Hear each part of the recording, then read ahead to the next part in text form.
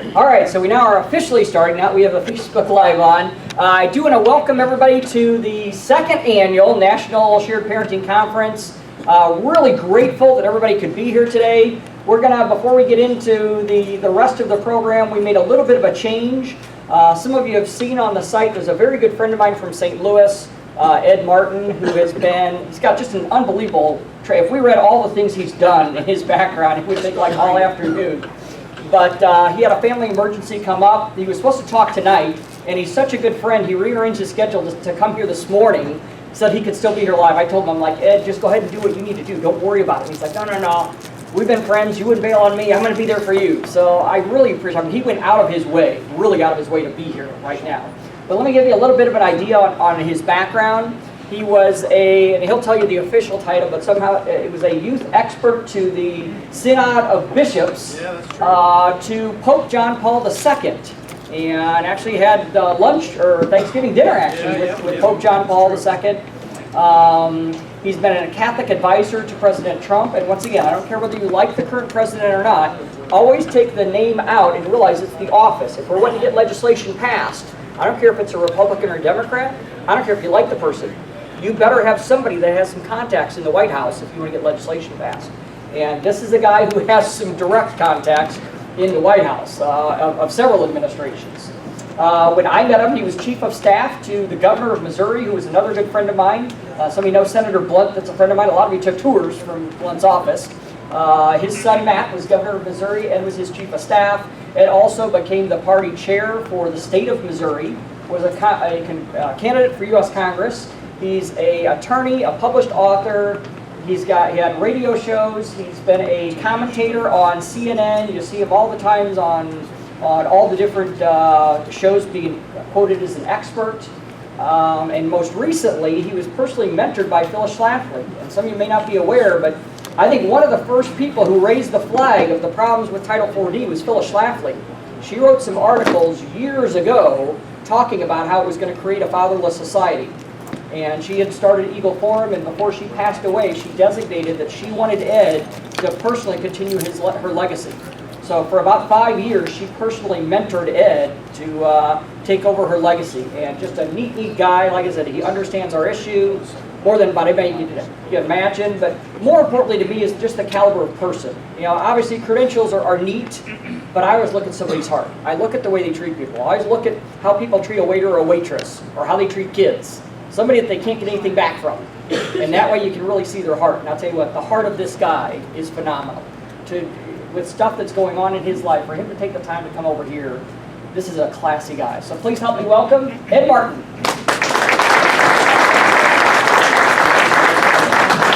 You got it. Yep, you got it. Thank you, Mark.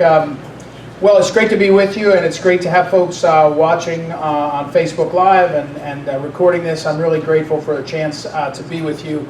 And Mark said that you don't have anything scheduled till 4, so I'm just going to give you the 4-hour version of my talk.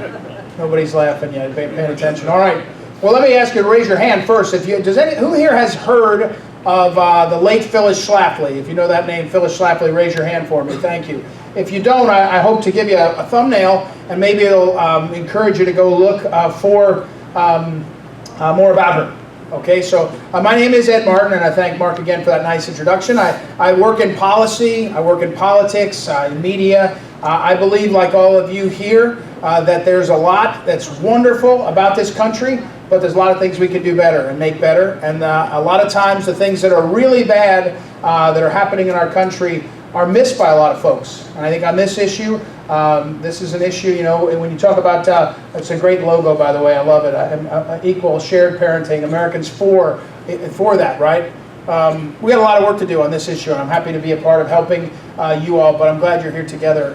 Phyllis Schlafly, for whom I worked, she was born in 1924. She died in September of 2016. In her extraordinary long public life, she used to say she had it all, just not all at once. She had a wonderful husband, they had a wonderful marriage, she raised 6 children, had a bunch of grandchildren, she wrote best-selling books, she was a counselor to presidents, she gave speeches all over the world, all kinds of things. She had it all, just not all at once. I think we're all sort of accustomed to that. It's a good phrase for all of us. But her focus in her long life was on her family, on the family. And when she started in American politics, it was the 1940s. And the greatest threat in the world at the time was the Soviet communist threat. A lot of people were focused on that, and she started with book clubs, and a lot of times it was just stay-at-home moms and her. And then she started to work in politics. Republican Party was the party she chose. She used to say, if you have to pick in America. If you want a third party, fourth party, fifth party, you can go to Europe. In America, we have two parties. We've got to make the one you pick better. She chose the Republican Party. She was involved in politics. But she came along her long life. She realized that the family was so fundamental. When her children were beginning to read and the reading program in her school wasn't good enough, she taught them to read herself and later wrote a reading primer that's still published today, because sight reading and these things that these social scientists are trying to do have been very destructive. So she would take action. When in the 1970s, she realized that the Equal Rights Amendment was about to pass, and it was going to transform our families. It was going to put women in the draft, our daughters in the draft. It was going to make abortion funding mandatory. It was going to change how we are interacting. She took action and organized an army that stopped it. She was so successful with stopping the ERA, the feminists hate her now. To this day, they just hate her. And next year, there'll be a major television series on FX called Mrs. America about how Phyllis Schlafly beat the ERA. And it's going to star Cate Blanchett, the big movie star, like a major movie star. Now, as I tell people, the good news is the story goes like this. Phyllis Schlafly stands up to the left and to the liberals, and she wins. As that's a good part. That's how the story ends. She wins. But in between, who knows what FX will do to Phyllis and all. But watch for that. But so Phyllis believed in the family. I can tell you firsthand that I was working with her at the time that she wrote a book called Who Killed the American Family? I wish I brought some copies. I can get some for you. But if you haven't seen it, I can picture her writing that book. And this issue, or the issue broadly, of the impact of our courts and our legal system on families and on fathers and on children, she took it up in the book, as Mark referred to. She had been taking up the issue. One of you came up to me earlier about no-fault divorce. Phyllis wrote about no-fault divorce in the 70s. About how the courts were making decisions, the preferences were being expressed in the courts that were having a detrimental effect on our families. And so she did something about it. By the way, I can still picture, she was writing the book, Who Killed the American Family, and she came into my office. My office was right next to hers, and she leaned against the wall, and she said to me, I think I've got all the first chapters done, which is where you lay out the problem. She said, those last couple of chapters where you say, how do we fix it? She's like, boy, this is going to be tough. And I think that's what some of you probably feel. On this issue, the courts and the culture and the money that seems to be against you, it seems to me when I see this, boy, it's daunting. And I can say about my friend Mark, as he has gone through his own life and become a leader on this, I've seen, and I talked to him, I did a radio interview with him on my radio show. It's airing today. We recorded it yesterday. It'll air today. And I was saying, Mark, I remember when we were working and we just knew each other. And you were in the throes of fighting for your son and your future and your family. And I remember thinking, man, how do you keep getting up off the mat? How do you keep getting off the mat? In this culture, how do we keep getting up off the mat? And my one thing is be here and encourage you. The way you do it is get your voices together and build voices together and skills and make it so that you're stronger and stronger. And the one lesson Phyllis Schlafly would teach you is that when you have a common interest, put aside the other things. In the 1970s, she won against the ERA. She was the first person that said, hey, come in here if you're Baptist or Catholic or Jewish or Mormon. Link arms against the people that are trying to destroy us. Don't fight. Back then, by the way, this is the late 60s and 70s when people didn't, they would say about the Catholics or the Mormons or whatever they would have, and they didn't want to work together. Find the common interests and work together. You got to make progress on the things that are important to you. And so, if, as Mark alluded, if you don't like your governor, or you don't like your state senator, or you don't like your president, or whatever, you're a different party, find the interests that matter, because the interests and link together. And that's what these kinds of organizations do, and these kinds of meetings do especially. But let me maybe move to tell you what I know is politics. I know politics and policy too, but I don't really know politics. And I know media, as Mark alluded to. I should say, I was on CNN for a period of time until they fired me. Now that's probably kind of a badge of honor at a certain point. If you were, I was in the Jeffrey Lord. Those of you that are Trump supporters know Jeffrey Lord. He was an early Trump supporter. He was on CNN for a while. Then they fired him. I was in the Jeffrey Lord seat. I was kind of defending the president and defending his policies and talking about it on CNN. It was sometimes lonely, but I learned about the media and the power of the media and the power of tech, big tech. The big tech people, the people in the big tech industry, they have an agenda. When Google and YouTube talk a couple days ago and on Project Veritas, and they said, well, we would never swing the election, but we basically do acknowledge we have the ability to shape what people see, therefore what they know, and what happens. That's a big deal. And on issues like this, you're facing some of the powerful interests on the other side, whether it's the feminists or the leftists or others, and you need to be aware of the size and scope of your enemies. But back to this moment we're in. This period of time, I mentioned to one of the doctor down here, doctor and I were talking before. This period of time, the people in this country are craving leadership that fits with what they know in their hearts. If you're a believer in faith, they know it fits in the word that they read. They know that there's things that we need, and they're craving leadership on this. And they want common sense policies, and they want policies that are more about the things that they believe. When Donald Trump ran for president, he tapped into a desire, forget the policies, he tapped into a desire by people to drain the swamp, to change the direction that had usually been happening. And when people say drain the swamp, it's both parties. But it's corruption.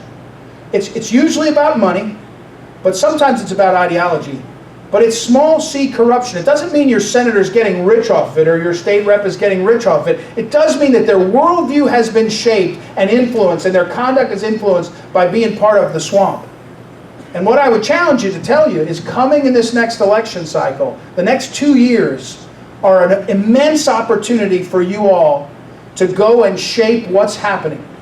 Because the American people are sick of the situations where government is dominating and money is dominating. As you know, so many times that I hear these stories, and because Phyllis wrote on the subject, and Phyllis's family had personal experience of the inability for her family, one of her sons, to have equal shared parenting. She knew it firsthand as to her grandchildren.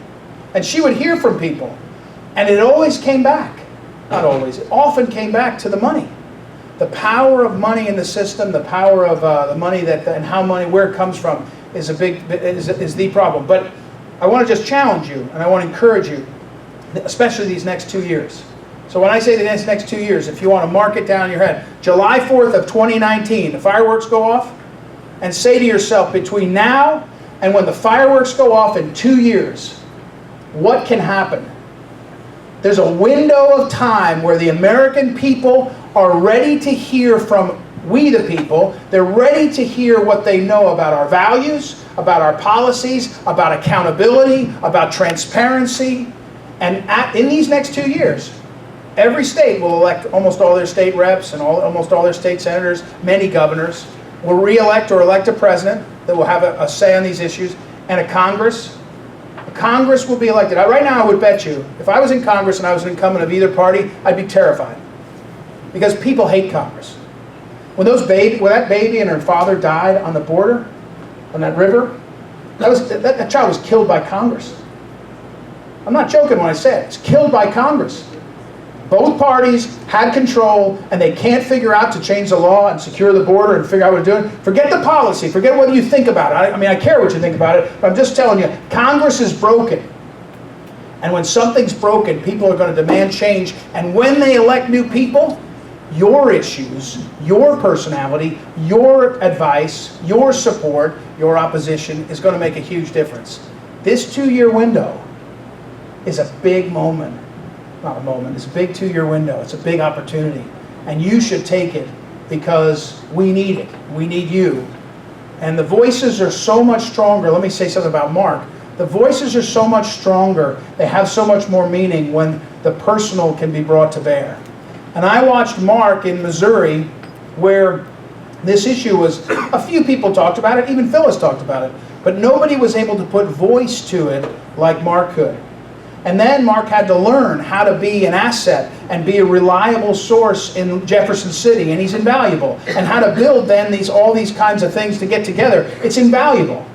And so I salute Mark. I mean, he's my friend and I care about him a lot, and I love what he's done and who he is, but I also think what he's doing to help form an army to do this is unique and really important, and I just want to make sure to not miss a chance to say thank you to him for doing that. You should clap for him. Thank you. So let me just finish by an offer. If you'd like to be in touch with me, I'll leave my cards. I'll tell you on the video and also in person my email address. My email address is ed@phyllisschlafly.com. phyllisschlafly.com is a spelling test, so good luck on that. No, I'm just kidding. Phyllis Schlafly, you can figure it out. But ed@phyllisschlafly.com. And I'll give you my cell phone number. I have a cell phone that kicks right to my phone that I've used for years. It's 314-256-1776. You can see why I kept it. 314-256-1776. My wife was like, well, you know, we live in Northern Virginia. Shouldn't you get a new cell phone? No, I'm not getting rid of that number. That's 1776. But that's let me tell you that's my challenge to you. I'll finish with this. And any of you, my offer was any of you who want to be in touch, please do. And I hope Mark is going to be a part of our Eagle Council in St. Louis in September. And I want him to speak on this subject.